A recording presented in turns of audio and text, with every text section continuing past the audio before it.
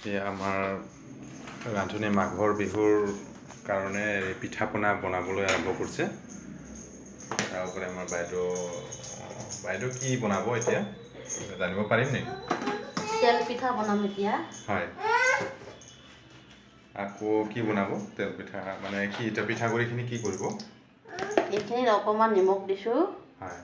তাৰপিছত অকণমান ইয়াতে কলাখাৰ দি দিম। হয়।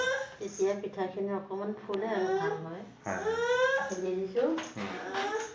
তাৰপিছত নাৰিকল ভাজি থৈছোঁ মই। হয় হয়। এইখিনি লাৰু বনাম। হয় হয়। সেইটো আমাৰ পাকঘৰটো এনেকুৱাই বৰ বেছি মানে বস্তুবিলাক সজাই ৰখা নাই।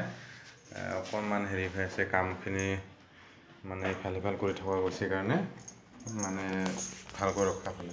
এয়া আমাৰ বেটা ধুনু বেটা এয়া পাপা ধুনু বেটা এয়া পাপা দুষ্ট কৰি খেলি আছে।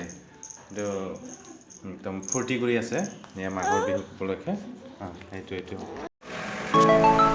এয়া বিহুৰ পিঠা বনাইছোঁ।